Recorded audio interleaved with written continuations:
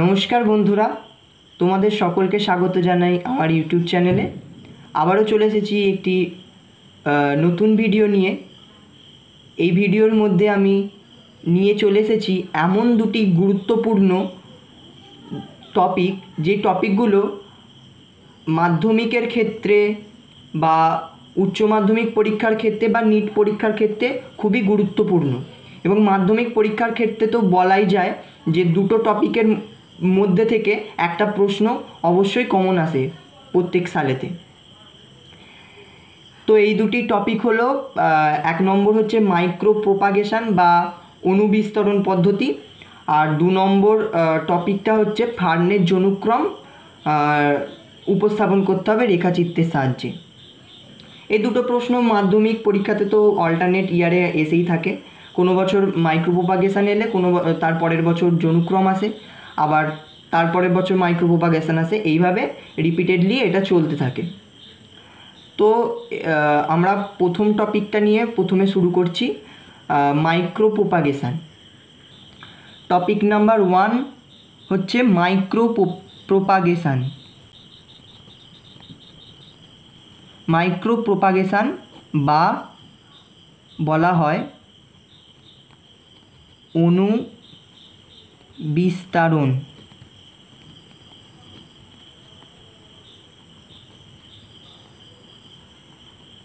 এবং এটাকে আরও কিছু নামেতে ডাকা হয়।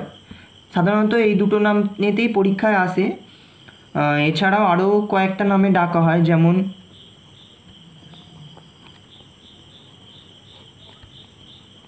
টিস্যু কালচার,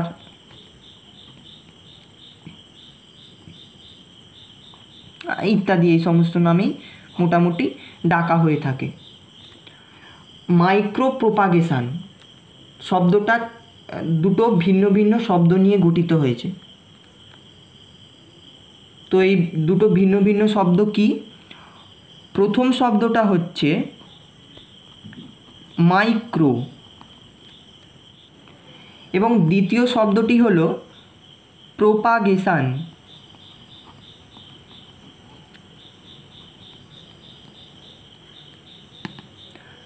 তো মাইক্রো মানে আমরা জানি স্মল বা ক্ষুদ্র। প্রোপাগেশন মানে হচ্ছে উৎপাদন বা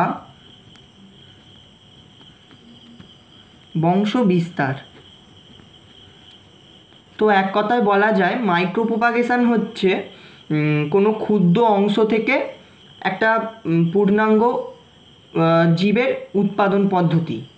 মাইক্রো প্রোপাগেশনের যে অংশগুলো পড়তে হয়, মানে মোস্টলি ইম্পর্টেন্ট যে অংশগুলো, প্রথমত ডেফিনিশান বা সংজ্ঞা, যেটা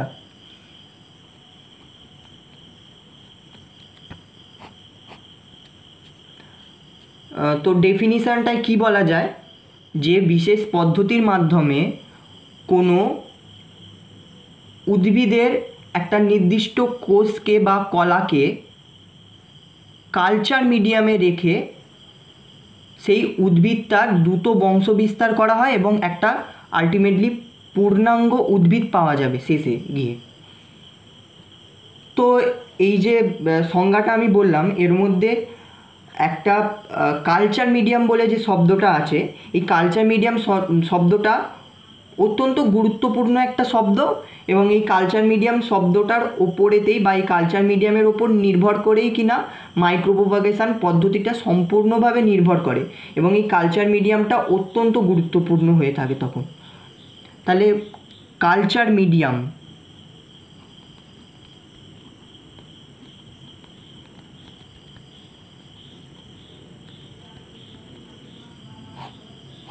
কালচার মিডিয়াম।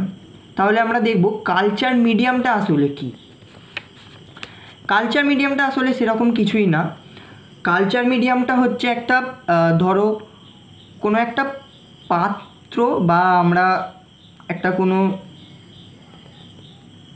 বায়োলজিক্যাল কোনো একটা অ্যাপারেটাস, কোনো একটা পাত্রই ধরছি, ধরো গ্লাস জার বলতে পারি। তার মধ্যে কিছুটা পরিমাণ জল দেওয়া হয়েছে, এবং তার সঙ্গে কিছু পরিপোষক মিশে আছে।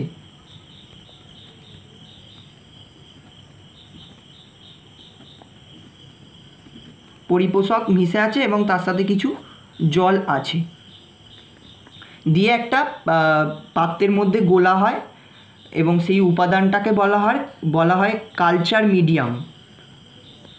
কালচার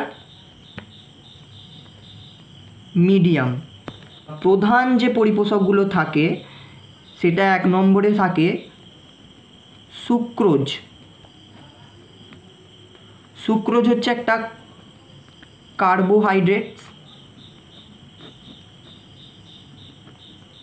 কার্বোহাইড্রেট বা শর্করা, সুক্রোজ।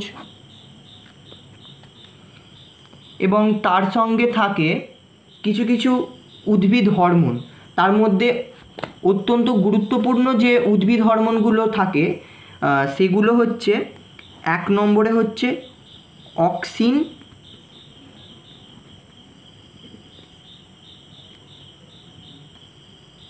আর 2 নম্বর হচ্ছে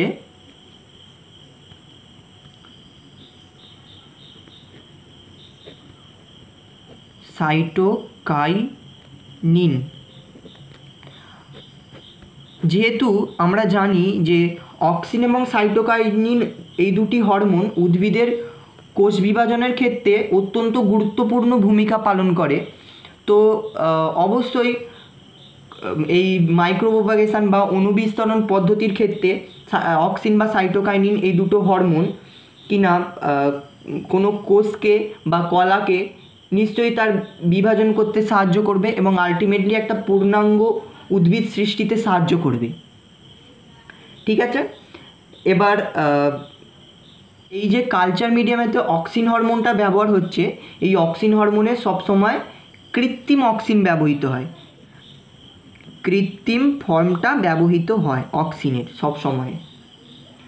তাহলে কালচার মিডিয়াম কি? কালচার মিডিয়াম হচ্ছে একটা পাত্রর মধ্যে তাতে জল দেওয়া হয়েছে এবং কিছু কিছু উপাদান থাকে, যেমন সুক্রোজ থাকে গুরুত্বপূর্ণ উপাদান হিসেবে, এছাড়াও অক্সিন, সাইটোকাইনিন থাকে। মানে এই 3টে উপাদান ছাড়া মানে কালচার মিডিয়ামটা একেবারেই অসম্পূর্ণ থাকে এবং মাইক্রোপ্রোপাগেশন পদ্ধতিও বন্ধ থাকবে যদি এই 3টে উপাদান না দিয়ে অন্য উপাদানগুলো ব্যবহার করা হয়। তাই এদেরকে গুরুত্বপূর্ণ উপাদান হিসেবে বিবেচনা করা হয়। এবার আসা যাক যে মাইক্রোপ্রোপাগেশনের মানে যে ধাপগুলো রয়েছে সেই ধাপগুলো কী কী, মানে মাইক্রোপ্রোপাগেশনের পদ্ধতিটা কী কী। তার আগে বলে দিই যে এই যে উদ্ভিদের ক্ষেত্রে যে একটা কোষ থেকে বংশ বিস্তার করা হচ্ছে এটাকে তো মাইক্রোপ্রোপাগেশন বলছেই। প্রাণীদের ক্ষেত্রে এইরূপ ঘটনাটাকে ক্লোন বলা হয়ে থাকে। কি বলে? ক্লোন বলা হয়ে থাকে।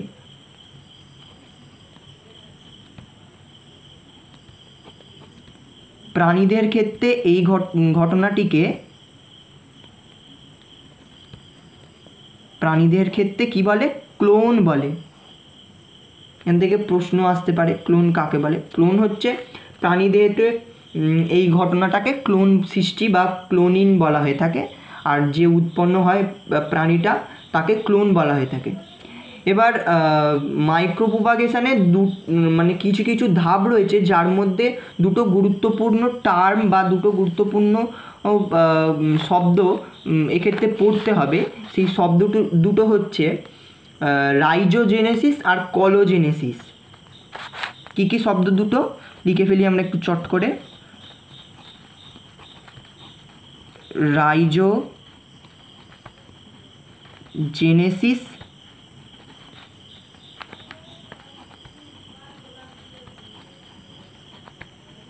কলোজেনেসিস। তালুর বস্যাও দেওয়া যায়, তারপর দন্তের সহ দেওয়া যায়, কোনো অসুবিধা নেই। যেহেতু এগুলো এক একটা ইংলিশ শব্দ সেগুলোকে বাংলায় লেখা হচ্ছে। যেহেতু আমরা জানি রাইজয়েড মানে মূল, রাইজয়েড মানে হচ্ছে মূল, তাই রাইজোজেনেসিস মানে হচ্ছে মাইক্রোপ্রোপাগেশন পদ্ধতির সাহায্যে যখন মূলকে বংশ বিস্তার করা হয়, মূল সৃষ্টি করা হয়, তখন তাকে রাইজোজেনেসিস বলা হয়ে থাকে। তাহলে রাইজোজেনেসিস কি? মূল সৃষ্টির ঘটনা।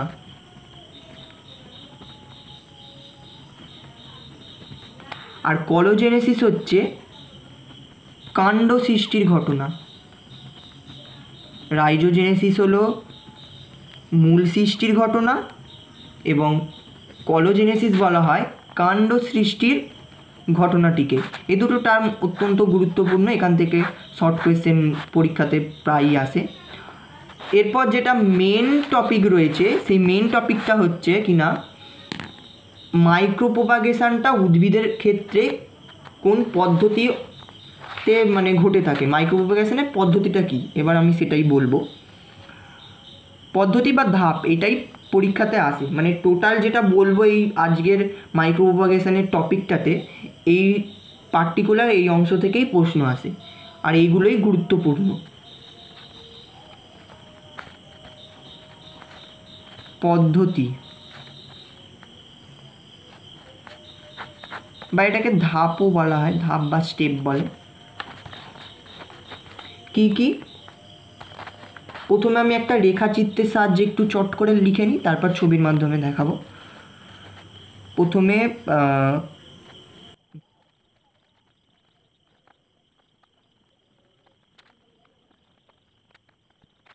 এই পদ্ধতির প্রথম ধাপটা কি থাকে, কোনো উদ্ভিদ অংশকে নির্বাচন করা হয় কাণ্ড বা মূল বা তার ফল থেকেও, এমনকি তার ফল থেকেও একটা পূর্ণাঙ্গ উদ্ভিদ সৃষ্টি করা হয়, যেমন কলার ক্ষেত্রে এই ঘটনাটা ঘটে।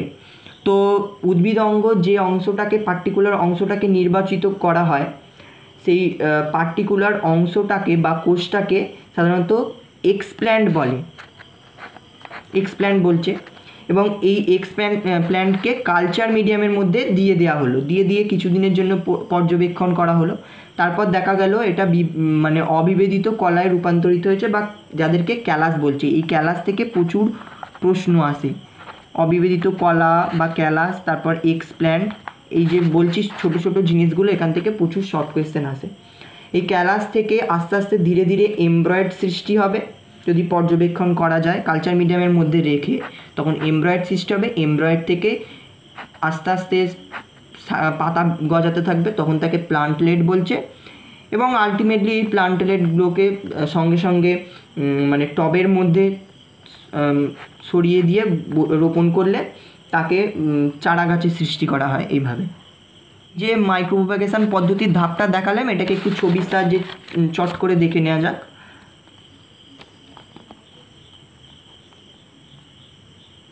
এটা একটা টেস্ট টিউব, টেস্ট টিউবের মধ্যে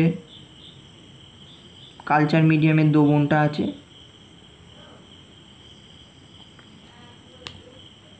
এর মধ্যে একটা এক্সপ্ল্যান্ট দেওয়া হলো, নির্বাচিত কোষ বা কলা বা এক্সপ্ল্যান্ট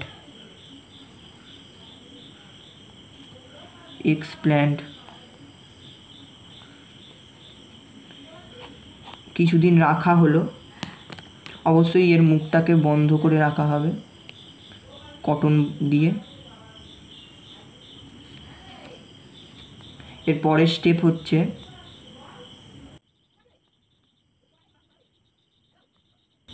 এরপর এই পুষ্টি মাধ্যমে বা কালচার মিডিয়ামেতে রাখার পরে এই এক্সপ্ল্যান্টার মানে বিভাজন ঘটবে কোষটার, এবং তা থেকে অবিভেদিত কলা বা ক্যালাস গঠন করবে।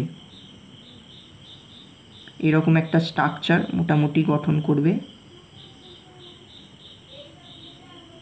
অবিভেদিত কলা বা ক্যালাস গঠন করবে। কি গঠন করবে? অবিভেদিত কলা বা ক্যালাস গঠন করবে। অবশ্যই এর মুখটা কটন দিয়ে আটকানো থাকবে। পরের স্টেপ হচ্ছে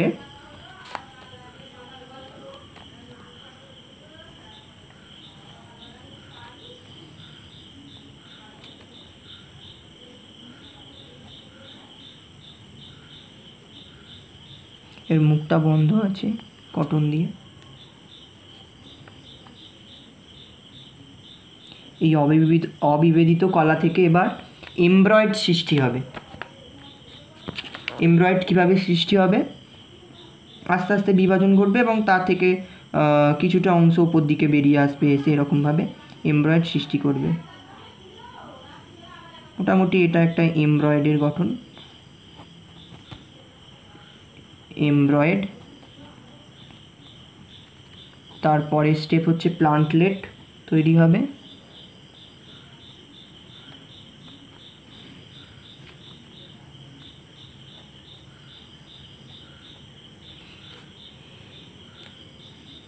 মুখটা কটন বল দিয়ে বন্ধই আছে।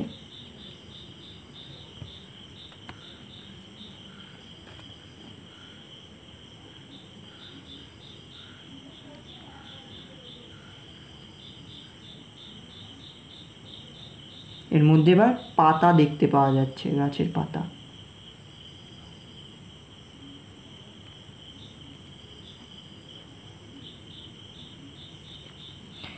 এই গঠনটাকে বলছে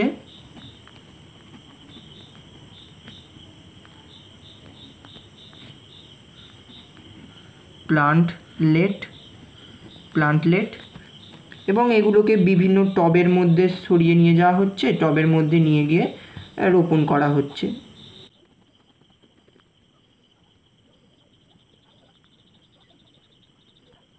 এইভাবে বিভিন্ন টবের মধ্যে স্থানান্তর করে চারা গাছ গঠন করা হচ্ছে, চারা গাছ তৈরি হলো। তো পদ্ধতিটা নিশ্চয়ই সহজে সবার বোঝা যাচ্ছে। পরীক্ষাতে পড়লে ওরকমভাবে একটা একটা করে ধাপ ধাপ করে লিখে দেওয়া যায়, এবং শেষেতে ওই যে ক্রমটা দেখিয়েছিলাম এখানেতে, যে এই যে ক্রমটা মানে পর্যায়ক্রমটা, এটা এই প্রথমে যে পর্যায়ক্রমটা দেখিয়েছিলাম এই পর্যায়ক্রমটাকে লিখে দিতে হবে শেষে, আর দিয়ে একটা ছোট করে যে ছবিটা আঁকলাম এই ছবিটা মোটামুটি এঁকে দিলেই হবে। আর এ থেকে যে প্রশ্নটা আসে 2 নম্বরের মতন কি 1.5 নম্বরের একটা প্রশ্ন আসে, গুরুত্ব বা মাইক্রোপ্রোপাগেশনের সুবিধাগুলো কি কি? সুবিধা তো অনেক রয়েছে, কারণ এমনি গাছ তৈরি করতে গেলে অনেক সময় লাগে, কিন্তু মাইক্রোপ্রোপাগেশনে কী হবে, কম সময়ে অনেক গাছ তৈরি হবে। তারপরে যে প্রজাতিটার থেকে আমরা তৈরি করলাম সেই প্রজাতিটা থেকে যদি আমি এমনি ন্যাচারালভাবে বীজ তৈরির মাধ্যমে এবং বীজ থেকে চারা গাছ তৈরি করা হয়, তখন কিনা তার বিশুদ্ধতাটা অনেকটাই নষ্ট হয়ে যায়। কিন্তু এইভাবে বংশবিস্তার ঘটালে তাদের বিশুদ্ধতাটা একই থাকে, বিশুদ্ধতা বজায় থাকে,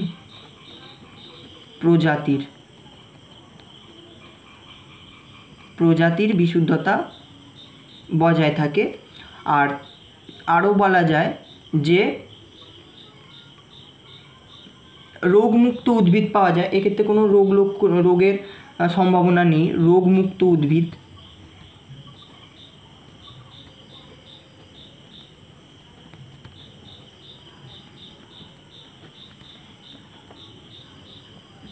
রোগমুক্ত উদ্ভিদ পাওয়া সম্ভব।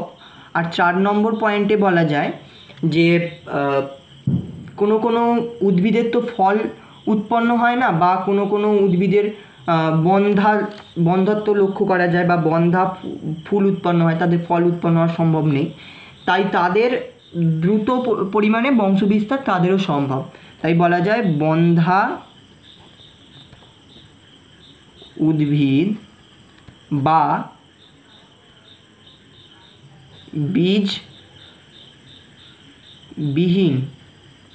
বীজবিহীন উদ্ভিদেরও বংশবিস্তার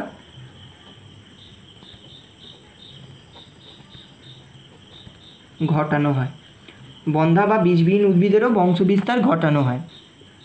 তো এ থেকে কী কী প্রশ্ন আসে, প্রথমে তো শর্ট কোয়েশ্চেন তো প্রত্যেকটা পার্ট থেকেই আসে, এখানেতে যা যা বলেছি সেই সমস্ত শর্ট কোয়েশ্চেন আসে, বা শুধু মাইক্রোপ্রোপাগেশনের গুরুত্ব বা সুবিধা আসতে পারে 2 নম্বরের কোয়েশ্চেনের জন্য।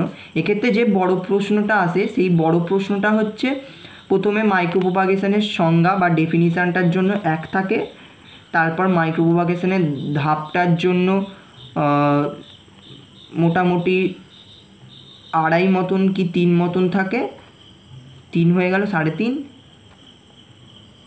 আর এই গুরুত্বটা লেখার জন্য ডেট থাকে। মোটামুটি এইভাবে প্রশ্নটা আসে, বা এরকমভাবেও আসতে পারে 1+3+1 এটাও আসতে পারে, যে গুরুত্বটার জন্য তখন 1 থাকে। এই রকমভাবে West Bengal Board of Secondary এডুকেশানের পরীক্ষাতে তখন এই রকমভাবে প্রশ্নটা আসবে।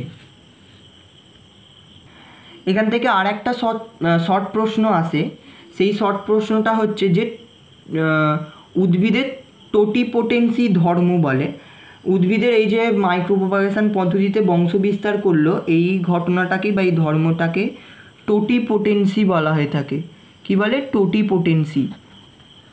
টোটিপোটেন্সি বলে, এই ঘটনাটাকে টোটিপোটেন্সি বলে। এখান থেকেও প্রশ্ন আসতে পারে। তো এই টপিকটা এবার মিটলো। এবার চলে যাব আমরা টপিক নাম্বার 2। টপিক 2টা কি? টপিক 2টা হচ্ছে জনুক্রম।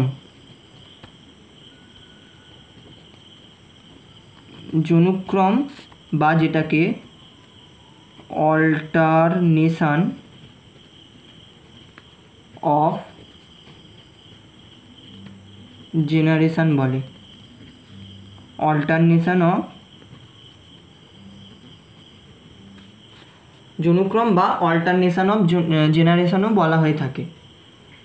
তো প্রথমেই আমরা জানব জনুক্রম বিষয়টা আসলে কি, মানে এর সংজ্ঞা বা ডেফিনিশানটা আমরা জানব।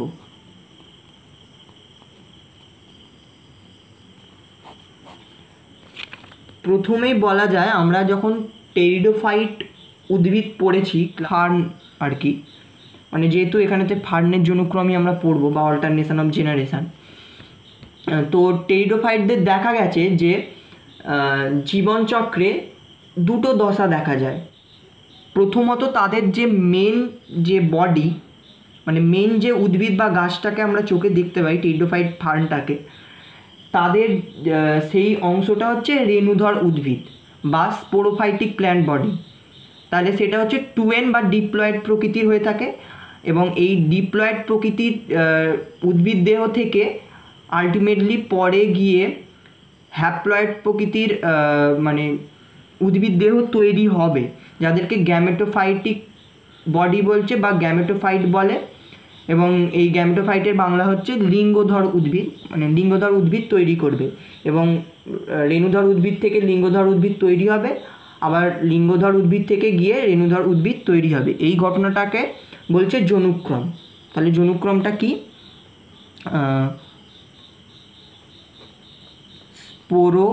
স্পোরোফাইটিক বডি আর কি বললাম? Gametophytic body.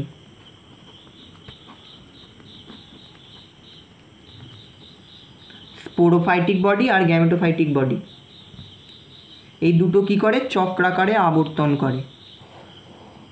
কারণ প্রথমে স্পোরোফাইটিক বডি তৈরি হয়, তা থেকে গ্যামেটোফাইট তৈরি হয়, আবার আলটিমেটলি গ্যামেটোফাইট গিয়ে আবার স্পোরোফাইট বা মেন একটা উদ্ভিদ তৈরি করবে।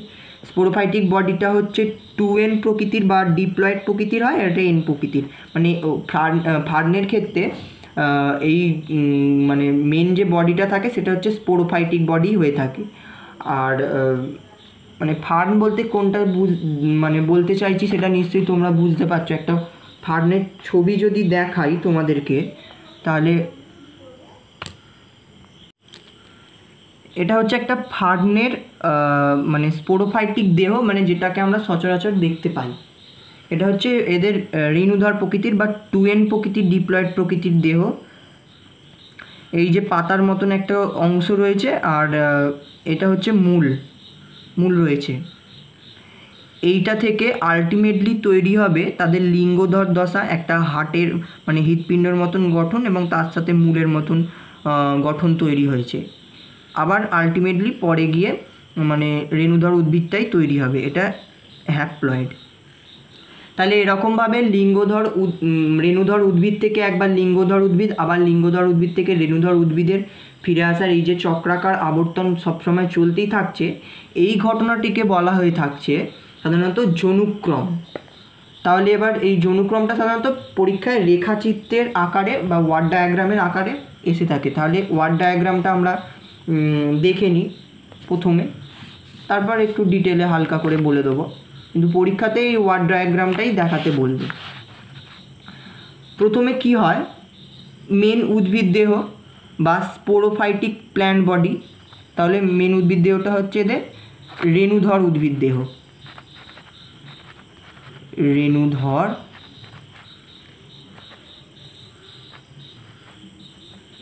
উদ্ভিদ, যেটা কিনা কি হয় 2N প্রকৃতির হয়। এই রেণুধর উদ্ভিদের দেহের মধ্যে থাকে স্পোরোফিল, মানে পাতা আর কি, এদের যে পাতার মতন গঠনটা দেখালাম স্পোরোফিল, এই স্পোরোফিলটাও 2Nই হয়। এই স্পোরোফিলের মধ্যে আর একটা গঠন থাকে যাকে সোরাস বলে। কি বলে? সোরাস বলে, যেটা 2N প্রকৃতির হয়। এই সোরাসের মধ্যে অসংখ্য স্পোরাঞ্জিয়াম থাকে বা রেণুস্থলী, স্পোরাঞ্জিয়াম বা রেণুস্থলী, যেটাও 2N প্রকৃতির থাকে, যেটা 2N প্রকৃতির থাকে। এর মধ্যে থাকে রেণু মাতৃকোষ বা স্পোর মাদার সেল, রেণু মাতৃকোষ বা স্পোর মাদার সেল, যেটাও 2N প্রকৃতির থাকে। এবার কিনা এই ডিপ্লয়েড থেকে এবার হ্যাপ্লয়েডের দিকে ঘটনাটা চক্রাকারে এগোচ্ছে। এবার এখানে কি ঘটবে, ডিপ্লয়েড থেকে হ্যাপ্লয়েড সংখ্যক ক্রোমোজোম হতে গেলে হ্রাস বিভাজন দরকার, রিডাকশন ডিভিশন। তাহলে হ্রাস বিভাজন মানে আমরা কি জানি, মিওসিস হবে। কি হবে?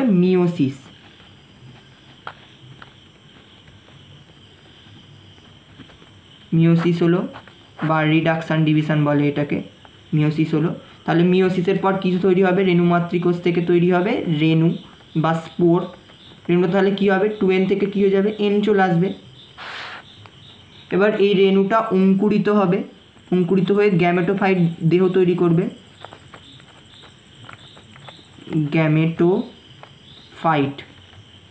গ্যামেটোফাইট দেহ তৈরি করবে, যার কিনা আর একটা নাম হচ্ছে প্রোথ্যালাস।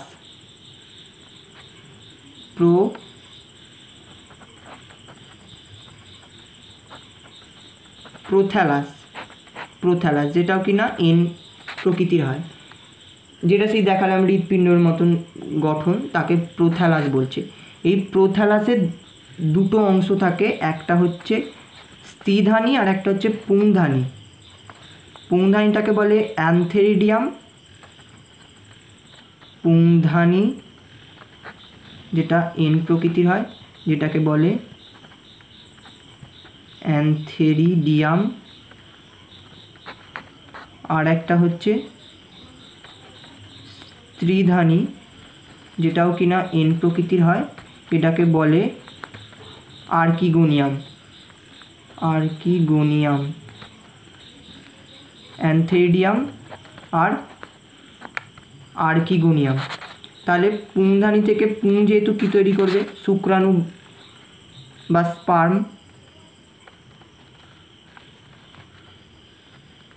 এটাও N প্রকৃতিরই হবে, যেহেতু এখনও N-এরই চলছে। আর এ তৈরি করবে ডিম্বাণু, এও N-ই চলছে এখন। এবার এই শুক্রাণু ডিম্বাণু এবার একসঙ্গে মিশে কিনা তৈরি করবে মেন ঘটনা 2N তৈরি করবে। আবার N এতক্ষণ চললো, N-এ ফিরে এসেছিলো, আবার N থেকে 2N-এ ঢুকছে। এবার কি হচ্ছে, নিষেক বা ফার্টিলাইজেশন। এবার কি ঘটলো, নিষেক ঘটে কি হলো, তৈরি হলো জাইগোট। নিষেকের পর সবসময় জাইগোট তৈরি হয়, 2N হয়ে গেল, N দুটো মিশে 2N হয়ে গেল। এবার জাইগোট থেকে তৈরি হবে ভ্রূণ, যেটাও 2N হবে, এবং শেষে গিয়ে আবার রেণুধর উদ্ভিদই গঠন করবে পরিণত হয়ে। তাহলে এই যে চক্রাকার আবর্তনটা গোটাটা হচ্ছে, এই ঘটনাটাকে বলা হয়ে থাকে সাধারণত জনুক্রম। এবার এই মাঝখান দিয়ে যেখান থেকে মিওসিস হয়েছিল, এই মিওসিস আর নিষেকের মাঝখান থেকে একটা ডট ডট দিয়ে দেবো আমরা। ওপর দিকের পোর্শনটা সবগুলোই দেখা যাচ্ছে 2n রয়েছে। 2n মানে জানি আমরা ডিপ্লয়েড, আর এই ডিপ্লয়েড, এবং এই ডিপ্লয়েড ঘটনাটার মানে হচ্ছে কি না যে এরা মানে স্পোরোফাইটিক মানে রেণুধর দশা, এটা হবে রেণুধর দশা বা 2n, এবং এদিকেরটা হবে সব কটা n আছে মানে এদিকেরটা হবে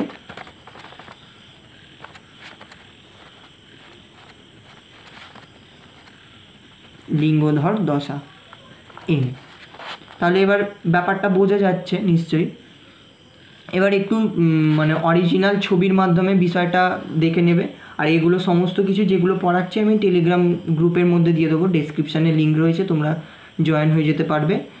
আর এ থেকে নোটসগুলোও যেগুলো হয় পরীক্ষায় আসে সেগুলো সমস্ত কিছু টেলিগ্রাম গ্রুপের মধ্যেই দেওয়া থাকবে, কোনো অসুবিধা হবে না। এবার একটু বইয়ের মধ্যে দেখে নিই বিষয়টা ছবির মাধ্যমে, তাহলে আরও পরিষ্কার হয়ে যাবে বিষয়টা। প্রথমত উদ্ভিদের যে পাতার মতন অংশটা আমি বলেছিলাম স্পোরোফিল, এই স্পোরোফিলের মধ্যে এই যে একসাথে একটা গঠন করে আছে গোল মতন অংশ থাকে যাকে সোরাস বলে। এখানে দেখানো হয়নি, আমি দেখিয়ে দিচ্ছি তোমাদেরকে। এই অংশটা সোরাস বলে। এই সোরাসের এক একটা অংশ যে থাকে গোল গোল, এগুলোকে স্পোরাঞ্জিয়াম বা রেণুস্থলী বলে। রেণুস্থলী এই যে দেখিয়েছি রেণুস্থলী, আমার ওই ডায়াগ্রামেতেও দেখিয়েছি।